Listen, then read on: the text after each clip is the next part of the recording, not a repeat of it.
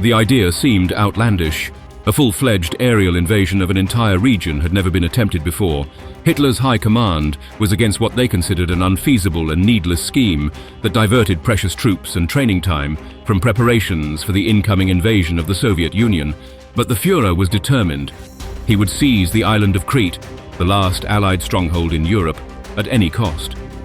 The Wehrmacht had already captured the Balkans and mainland Greece. Still, while Crete remained in Allied possession, it would pose a massive threat to the Axis powers, as it was within the bomber range of key Axis targets, including the Romanian oilfields at Ploiesti.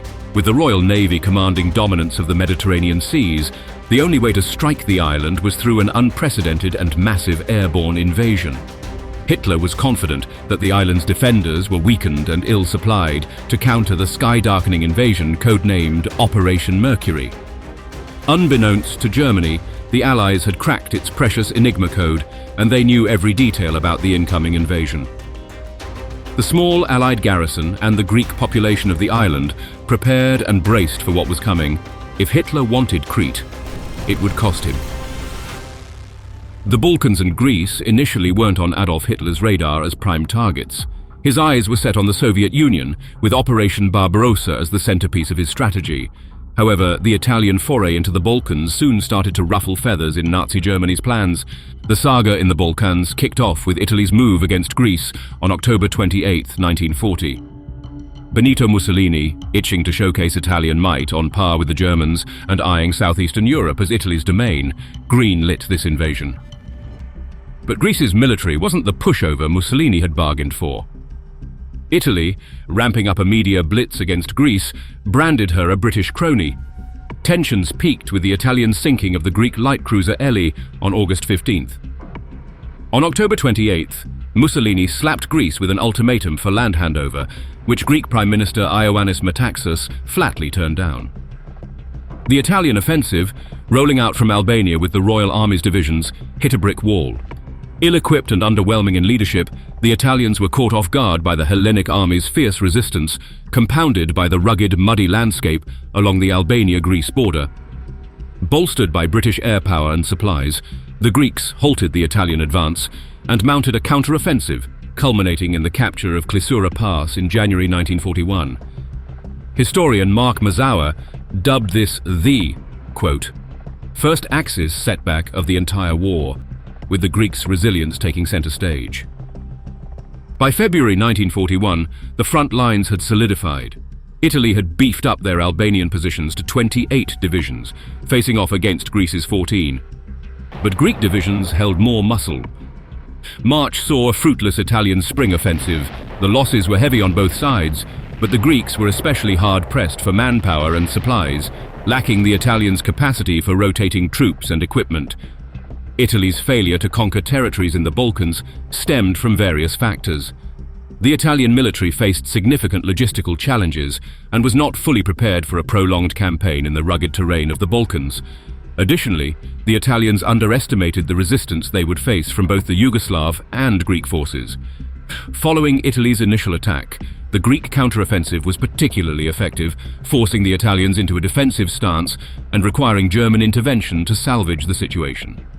The invasion led to the emergence of resistance movements in the mountainous regions of Greece and Yugoslavia, resulting in a long and brutal guerrilla war. British Special Operations Executive (SOE) agents, alongside Army and Royal Marine Commandos, the Special Boat Service (SBS), and the Special Air Service (SAS), fought alongside Greek and Yugoslav resistance forces against the Axis occupiers. This resistance significantly tied down Axis forces in the region, preventing their use on another front. The quality of Italian equipment also left much to be desired, and their morale sagged throughout the campaign. Adolf Hitler saw the escalating British involvement in the Balkan conflict as a potential Achilles heel for Germany, especially with the looming Operation Barbarossa against the Soviet Union. The Balkans, rich in vital resources like oil and bauxite, needed securing to bolster Germany's war efforts and protect its southern flank. This urgency intensified after Bulgaria joined the Axis on March 1, 1941, followed swiftly by British ground forces landing in Greece. On April 6, 1941, Germany launched Operation Mercury, invading northern Greece. Greek forces, already entrenched in a costly standoff with Italy and Albania, had left their Metaxas line defences critically understaffed. The German blitzkrieg, a strategy that had steamrolled through previous campaigns, was unleashed again. The invasion was marred by heavy civilian casualties, notably in Yugoslavia, where an air raid on Palm Sunday led to the tragic loss of 17,000 lives, the highest in a single day since the war began. Salonika's fall was a pivotal blow, severing Greek supply lines in Albania and isolating their forces. Greek and British units, outflanked and outnumbered, faced a dire situation. The unforeseen rapid collapse of Yugoslavia played into German hands, allowing them to flank Greek and British forces in the east and the Greek army in the west. The German war machine, bolstered by Axis partners Italy, Bulgaria, Hungary and Romania, swiftly subdued the Balkans. The British, initially deployed to aid Greece, were forced into retreat. The aftermath saw the Balkans carved up among the Axis powers, with territories annexed or occupied by Germany, Italy, Hungary and Bulgaria. Greece's capitulation came swiftly to the German forces on April 20th and to the Italians on April 23rd. The occupation resulted in a tripartite division of Greece between Bulgarian, German and Italian troops. Following the Italian invasion of Greece in October 1940, which failed to achieve its objectives, and the subsequent successful German invasion in April 1941 during Operation Mercury, mainland Greece fell under Axis control. The British forces and remnants of Greek and Commonwealth troops were evacuated to Crete, still free from Axis control. Crete's strategic importance was significant for both the Allies and the Axis powers. For the Allies, Crete provided excellent harbours in the eastern Mediterranean and the potential to threaten the Axis's southeastern flank. Importantly, British bombers based in Crete could reach the Ploiesti oilfields in Romania, which were crucial for the German war effort. This made Crete a key strategic point for the British to maintain a presence in the eastern Mediterranean. When the Germans turned their attention to Crete, they decided to exploit their aerial superiority by planning a mass airborne assault, codenamed Operation Mercury. This operation began on May 20th, 1941, and involved multiple German airborne landings on Crete. Although much more numerous than German calculations suggested, the defending forces on Crete were not a coherent force. They lacked adequate communications and heavy weapons, proving a massive obstacle to their ability to resist the German invasion effectively. Despite these shortcomings, the Allied troops, along with Cretan civilians, knew what was coming and were ready to offer fierce resistance. The German airborne operation inherently faced many challenges ahead, and the entire scheme hinged on the assumption that defenses on the island would be limited and that the civilian population would receive the Germans as liberators. But for the first time in the war, the Germans would face substantial, unyielding and brutal opposition from a local population. Germany severely underestimated what it was up against and how difficult it would be to capture key positions, including the Maleme airfield, which was critical in bringing in reinforcements and overwhelming the defensive positions on the north of the island. Following the tradition of German parachuting operations, the paratroopers would be dropped on the island with very little armament and supplies. Then, they would have to capture the airfield at all costs. If they failed, they would be stranded on an enemy island without ammo or larger weapons, and they would be sitting ducks. The taking of Maleme airfield was paramount. The operation was the first major use of German paratroopers en masse and the first largely airborne invasion in military history. The battle would also define the potential of paratroopers for the rest of the war. As Hitler committed more and more resources and manpower to the Balkan campaign, he inadvertently eroded preparation for Operation Barbarossa, the planned invasion of the Soviet Union. Originally scheduled to start around 1943, Hitler accelerated the plan to May 1941 to demonstrate Germany's invincibility and deter the United States from intervening in Europe. However, the intervention in the Balkans, notably the Yugoslav revolt, delayed Operation Barbarossa by about 4 weeks. This delay was caused by the diversion of forces and the need to refit units after the Balkan campaigns. Now the massive paratrooper operation in Crete threatened to diminish the effectiveness of Operation Barbarossa even more significantly. Hitler was betting on the outcome of the entire war in this ambitious operation. 500 Junkers, Ju-52 and 53 planes, bruised and battered from their skirmishes in Yugoslavia and Greece, were readied for troop transport. These warbirds, many licking their wounds from previous battles, were dispatched northward to a constellation of facilities across Germany, Austria, and Bohemia-Moravia. Despite the odds, a staggering 493 aircraft beat the clock, returning to Greece by May 15th. Then came the daunting task of setting up the infrastructure. In Greece, only a smattering of airfields had pavement. As for the rest, Colonel Rudiger von Heiking surveyed them and declared, quote, "Nothing but deserts. Heavy-laden aircraft will sink up to their ankles." Von Heiking's prognosis hit the mark. The airfield outside Topolia, previously ploughed and levelled, now churned out 3,000 feet of choking dust clouds with each departure and arrival. Consequently, aircraft formations were staggered by 17-minute intervals. This challenge of short and shaky airfields became a thorn in the side of the German campaign, some literally set upon sandy foundations. Fuel, the lifeblood of this operation, became another critical hurdle.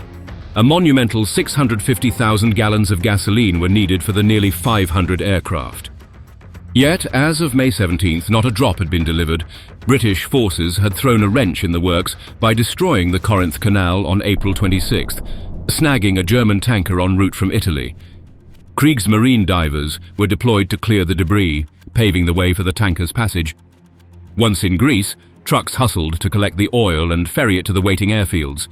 These fuel fiascos forced the mission to be postponed twice. The day of the operation was finally set for May 20th.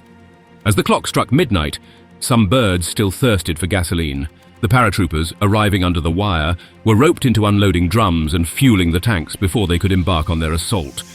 To keep these soldiers primed and alert, they were dosed with amphetamines. Crete's defenses were threadbare. Despite knowing of the incoming invasion thanks to the intelligence provided by the cracking of the Enigma code, British forces did not have the manpower and resources in the regions to bolster the defenses significantly. Before the invasion's onset, the Royal Air Force hadn't even rallied its air power. The defenders knew what was coming, but they were largely on their own. Reeling from the loss of multiple aircraft in Cyrenaica, by April 1941, the RAF's presence in Egypt and Crete was whittled down to just 90 bombers and 43 fighters. Crete, devoid of any aircraft reinforcements, was left wanting. Adding to this, a few airfields were still under the hammer, nowhere near operational. Military resources in the Mediterranean were scarce. The British command saw a dizzying 7 changes in just as many months, breeding instability. On April 17th, Group Captain George Beamish took the helm as senior air officer in Crete, bracing to welcome bombers from the 30th and 103rd Squadrons out of Egypt and any remaining Greek aircraft to evacuate the W force. The Royal Navy made attempts to deliver supplies, but most vessels beat a hasty retreat under the relentless hammering of Luftwaffe fire. Soon, a mere 3,500 battle-ready British and Greek troops stood guard on this island fortress. By mid-May, the 4 squadrons were down to about 20 planes, of which a meager 12 were operational. Worse, they were bereft of tools or spare parts for repairs. The only defences at Allied-held airfields were modestly equipped with machine guns, barrels of fuel, and a handful of tanks. In April 1941, New Zealander Major General Bernard Freyberg was appointed commander of the Crete force. By the dawn of May, he commanded roughly 9,000 Greek soldiers, including local Cretan forces. The British contingent comprised 14,000 men from the original garrison and an additional 25,000 Commonwealth troops redeployed from mainland Greece. Though these units remained largely intact, they were stripped of heavy equipment. About 7,000 were evacuated to Egypt as surplus forces, with 3,000 remaining there. Between May 15th and 16th, the 2nd Battalion from the Leicester Regiment, previously stationed in Alexandria, bolstered the Allies' ranks. As of May 17th, Crete's garrison was a considerable force: 15,000 British troops, 10,200 Greeks, 7,750 New Zealanders, and 6,500 Australians, bolstered by an additional 700 men from the Argyll and Sutherland Highlanders, courtesy of HMS Glengyle on the eve of the invasion. Despite getting wind of the planned assault on Crete through decrypted messages as early as April 26th, the full scope and scale of the impending attack remained shrouded in uncertainty. The Allies misjudged, anticipating that the British might deploy paratroopers in the Balkans. The recall of Juncker's Ju-52S was mistakenly attributed to a mission targeting the Corinth Canal. British strategy was riddled with misdirections, contemplating potential hotspots in Syria or Iraq. By May 3rd, Even Winston Churchill was swayed into believing the looming attack was merely a feint. Despite others sounding the alarm, Churchill clamored for further intelligence. The imminent invasion only crystallized when the Luftwaffe ceased bombing Suda Bay, instead opting to photograph Crete in early May. The battle lines on Crete weren't drawn solely by soldiers. Villagers, young and old, armed with nothing more than pitchforks, kitchen utensils and antiquated muskets, stood their ground fiercely. Some German paratroopers met their end at the hands of these civilian sharpshooters before even touching the ground. High-ranking German officers later reflected on Operation Mercury with an air of astonishment, citing the unexpectedly tenacious resistance. They acknowledged that these Cretan Minutemen fought with a fervor that rivaled, if not surpassed, any professional European military force. When the press reported on the battle, they highlighted both the brutality of the invasion and the unyielding Cretan resistance. The deployment of paratroopers became a staple in German propaganda, while the valor of the Cretan populace bolstered Allied morale. The London Times, on July 28, 1941, encapsulated the spirit of defiance with a poignant note. Quote, 500 Cretan women have been deported to Germany for taking part in defense of their native land. At the crack of dawn on May 20th, the first ever airborne assault was unleashed as fleets of Junkers Ju-52S descended upon Crete, disgorging beleaguered Nazi paratroopers. Under Major General Eugen Meindel's command, 3,000 German troops landed near Maleme and Canea. By afternoon, reinforcements of 2,600 dropped at Heraklion and another 1,500 at Rethymnon. General Kurt Student's forces, however, faced grim odds, with many being neutralized before even touching the ground. This put them on the brink of defeat, pending the arrival of reinforcements. The resistance they encountered was far fiercer than expected, with 40,000 troops, led by Major General Bernhard Freiberg, putting up a staunch defense. Despite their valiant efforts, the Greeks were hampered by a lack of proper equipment and supplies. On day one, the Germans pierced through the Greek lines at Heraklion, seizing barracks and docks. A Greek counteroffensive recaptured both. To break Greek resolve, the Germans airdropped leaflets demanding surrender. The next day, Heraklion was pounded by intense bombardment, pushing the diminished Greek forces to fall back to Knossos. By nightfall, none of the German objectives had been secured. 7 Junkers were shot down, and the Nazi strategy of attacking 4 separate locations instead of a unified, bold strike backfired disastrously, and everything pointed out to a massive German defeat. The paratroopers were running out of armor, and without the airfield they had no hope of being resupplied or reinforced. If the defenses had held just a little longer, the German invasion would have been thwarted before it started. But everything took a turn for the worse. The New Zealand 22nd Infantry Battalion, under the command of Lieutenant Colonel Leslie Andrew, was tasked with defending the airfield. However, the battalion found itself in the midst of an intense and chaotic battle, facing a German airborne assault. Paratroopers descended upon the area, putting immense pressure on the defenders. Complicating matters further were significant communication breakdowns among the Allied forces. Misunderstandings and a lack of clarity about the situation on the ground led to confusion and misinformed decisions. As the battle raged, the battalion suffered heavy casualties and faced critical ammunition shortages, severely hampering their ability to hold their position. Amidst the chaos, the defenders' pervasive perception was that they were about to be overrun. This belief, albeit exaggerated, played a significant role in their decision-making process. The battalion was under the impression that German forces were stronger and more numerous than they actually were. Under this distorted perspective, and after a communications breakdown, the battalion decided to retreat from their position, leaving the airfield vulnerable to capture. Another crucial factor was inadequate reinforcements and support for the battalion. Without additional manpower and resources, their position became increasingly untenable. Faced with these overwhelming challenges, the decision was made to leave their position near the airfield. This withdrawal proved to be a decisive moment in the Battle of Crete. The Germans, who had so far failed to accomplish any of their goals, suddenly realized that their most precious objective was up for the taking, and they immediately leapt into the fray.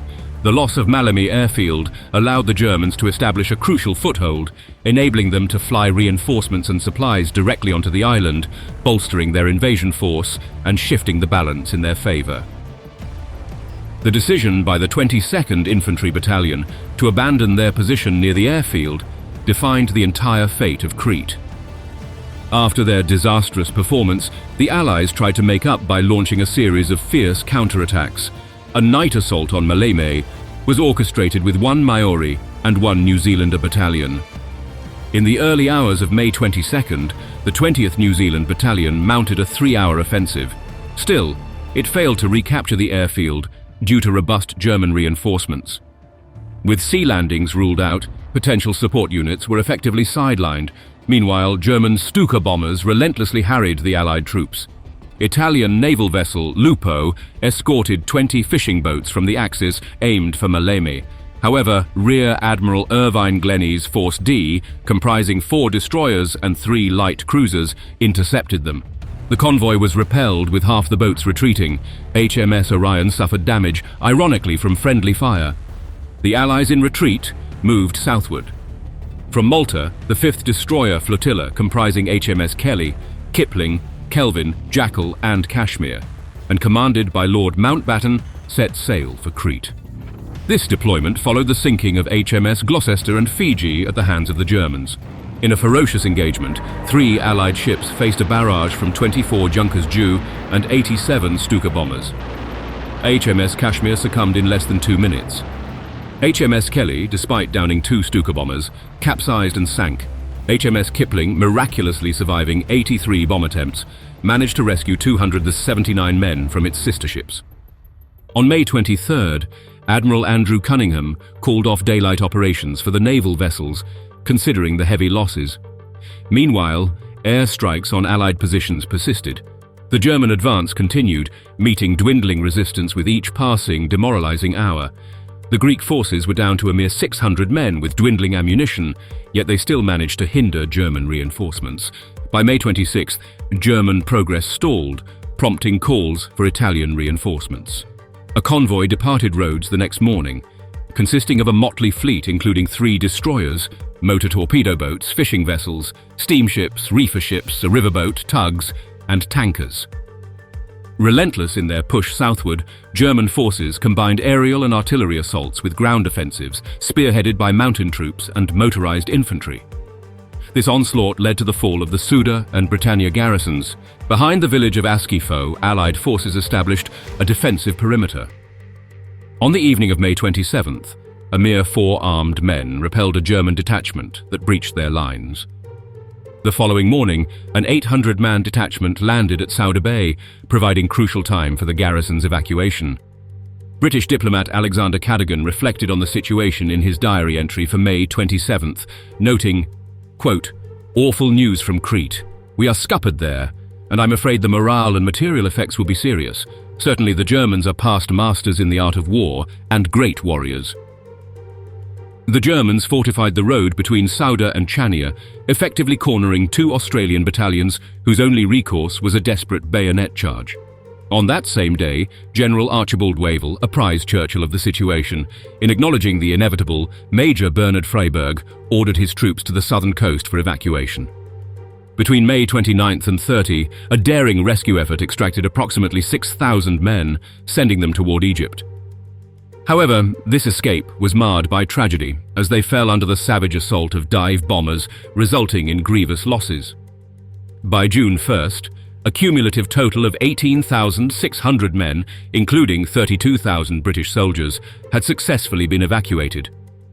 Despite these efforts, when the Germans officially seized control of the island on June 1st, a significant number of troops, 12,000 Allied soldiers and thousands of Greeks were left behind.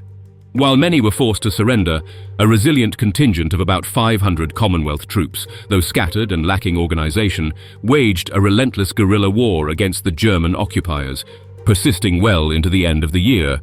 Despite initially facing stiff resistance and suffering substantial casualties, the German forces eventually emerged victorious. The cost of this victory for Germany was significant in addition to the loss of life. The Luftwaffe lost over 350 aircraft. The outcome of Operation Mercury had far-reaching implications.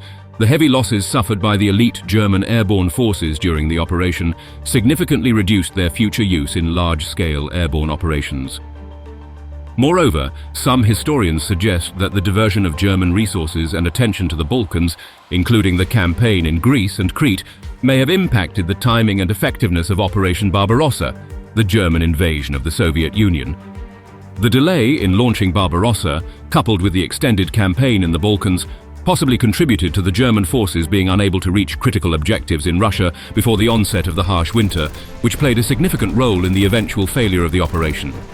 As is commonly known, it was the massive debacle of Operation Barbarossa that initiated the unraveling of the Third Reich. If this vision is accurate, Hitler's obsession with capturing Greece and Crete came at a staggering price. He lost everything for the little island,